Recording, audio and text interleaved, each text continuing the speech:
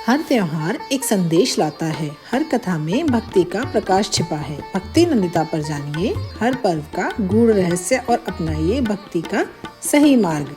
राधे राधे सौभाग्यशाली श्रोतागणों, क्या आप जानते हैं एक ऐसा व्रत जो सिर्फ भगवान शिव को नहीं बल्कि आपकी किस्मत को भी प्रसन्न कर देता है। एक माँ का व्रत जो उसके बेटे को मौत के मुंह से बचा लाया। यह व्रत कोई साधारण व्रत नहीं है, रवि प्रदोष व्रत है। पूरी कथा जानने के लिए वीडियो को अंत तक जरूर देखें। जुड़िए हमारे भक्ति परिवार भक्ति नंदिता से, जहां हर कथा बनती है भगवान से जुड़ने का सेतु। तो चलिए भक्ति नंदिता के साथ हम छोटी सी जानकारी इस महान व्रत के बारे में जान लेते हैं। अगर प्रदोष व्रत रविवार को पड़े तो उसे रवि प्रदोष व्रत कहा जाता है। यह व्रत न सिर्फ शिव भक्तों के लिए बल्कि हर उस इंसान के लिए वरदान है जो कष्टों से जूझ रहा है। क्योंकि शिव शंभु भोलेनाथ हैं, वो जरा सी सेवा पूजा से ही प्रसन्न हो जाते हैं। इसलिए आइए जान लेते हैं इस व्रत की सरल विधि। प्रातः स्नान करके व्रत का संकल्प लें। शिव मंदिर में जाकर प्रदोष काल में पूजन करें। भोलेनाथ की पूजा में जल, दूध, पंचामृत, धूप, दीप, फल, पुष्प, मिठाई आदि अर्पित करें। सांब सदाशिव मंत्र का जाप करें। ब्राह्मण को भोजन और यथाशक्ति दक्षिणा दें। एक समय भोजन करें और ब्रह्मचर्य व्रत का पालन करें। प्रदोष व्रत इस बार उदया तिथि के अनुसार 8 जून 2025 को रखा जाएगा। इस दिन रविवार होने के कारण रवि प्रदोष व्रत का संयोग बन रहा है। रवि प्रदोष व्रत के दिन पूजन का शुभ मुहूर्त शाम को 7:18 से रात को 9:19 तक रहेगा। प्रदोष काल की पूजन की अवधि 2 घंटे 1 मिनट की है। प्रदोष काल में शिव जी का पूजन करने से शिव जी की विशेष कृपा प्राप्त होती है। तो क्या आप जानते हैं रवि प्रदोष व्रत के दिन किया गया एक छोटा सा दान आपके जीवन की दरिद्रता को हमेशा के लिए मिटा सकता है। आपके भाग्य को ऐसा मोड़ दे सकता है जिसकी आपने कभी कल्पना भी न की हो। आज हम जानेंगे रवि प्रदोष पर क्या दान करना चाहिए ताकि भगवान शिव की कृपा हम सब पर अमर हो जाए। वीडियो को अंत तक जरूर देखें और ऐसी ही सच्ची और दुर्लभ जानकारियों के लिए भक्ति नंदिता से जुड़ें। रवि प्रदोष के दिन अन्न का दान करने वाले को अन्नदाता भगवान की विशेष कृपा प्राप्त होती है। चावल, गेहूं, दाल, शहद, फल या घी किसी गरीब या जरूरतमंद को देने से जीवन में सभी कष्टदायी बाधाएं दूर हो जाती हैं। जिस घर में अन्न का दान होता है वहां कभी भूख नहीं बसती है। जो व्यक्ति इस दिन वस्त्र का दान करता है उसकी काया निरोगी रहती है और घर में सौभाग्य बना रहता है। विशेषकर साफ सुथरे नए वस्त्र दान करना अत्यंत पुण्यदायी माना गया है। दान का सबसे सुंदर रूप है किसी के तन को ढांकना। अगर जीवन में ग्रहों की बाधाएं चल रही हो या शनि राहु केतु की पीड़ा हो तो इस दिन किसी मंदिर में, स्कूल में या जरूरतमंद को बेलपत्र, तुलसी या पीपल का पौधा दान करें। इससे जीवन में हरियाली, स्थिरता और मानसिक शांति आती है। रवि प्रदोष के दिन अगर आप मिट्टी या स्टील के घड़े में जल भरकर किसी जरूरतमंद को देते हैं तो आपकी उम्र लंबी होती है और घर में धन और सुख की वर्षा होती है। जल तो जीवन है ही और दान दिया गया जल अमरता देता है। भगवान शिव को सफ़ेद रंग की मिठाइयाँ बहुत प्रिय है। रसगुल्ला, पेड़ा, नारियल बर्फी या दूध से बनी हुई मिठाइयों का दान करें। सिर्फ भोग ही नहीं, यह दान आपको मनोवांछित फल और आर्थिक समृद्धि देता है।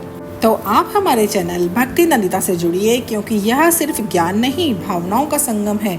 हमारा प्रयास है कि हर व्रत, हर त्योहार को भावनात्मक और शास्त्रीय रूप से जोड़ें।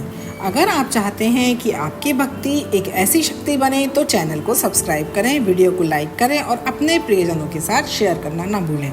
कमेंट में हर हर महादेव लिखें और बताएं कि आप किस प्रकार का दान करते हैं।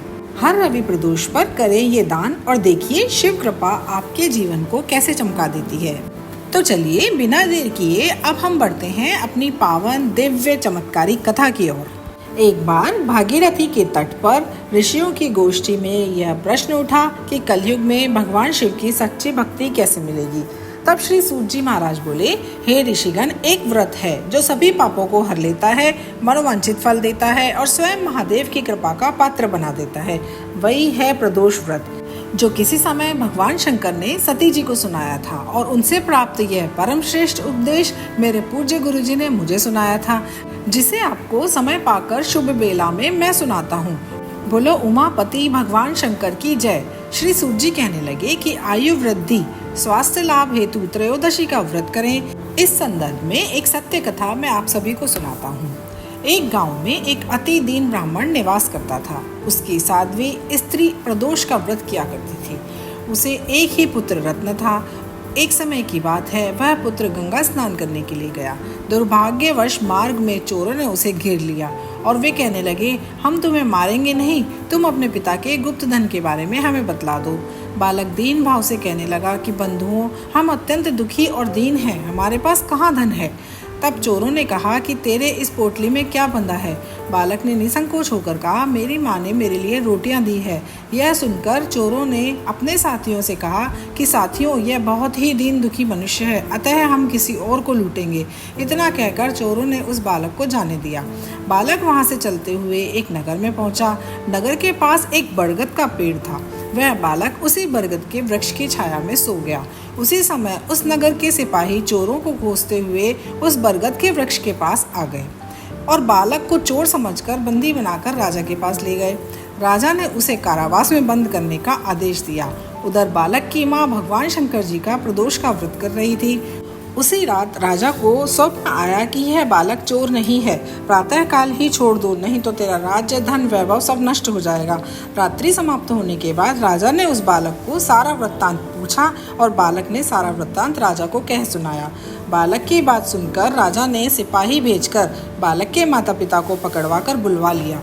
जब राजा ने उन्हें भयभीत देखा तो कहा, तुम भय मत करो, तुम्हारा बालक निर्दोष है। हम तुम्हारी दरिद्रता को देखकर 5-5 गांव तुमको दान में देते हैं। शिवजी की दया से ब्राह्मण परिवार अब आनंद में रहने लगा। इस प्रकार जो कोई इस व्रत को करता है उसे आनंद प्राप्त होता है। रवि प्रदोष व्रत न केवल पुण्यकारी है बल्कि कष्टहर और मनोकामना पूर्ति का अद्भुत साधन है। भक्ति नंदिता पर हम ऐसी ही प्रेरणादायक कथाएं, पूजन विधियां और भक्ति से जुड़ी हुई हर बात आपके साथ साझा करते हैं। अगर आपको यह कथा भावपूर्ण लगी हो तो इसे लाइक करें, शेयर करें और सब्सक्राइब करें और कमेंट में हर हर महादेव लिखकर हमें बताएं कि आप अगली कौन सी व्रत कथा सुनना चाहते हैं। हर हर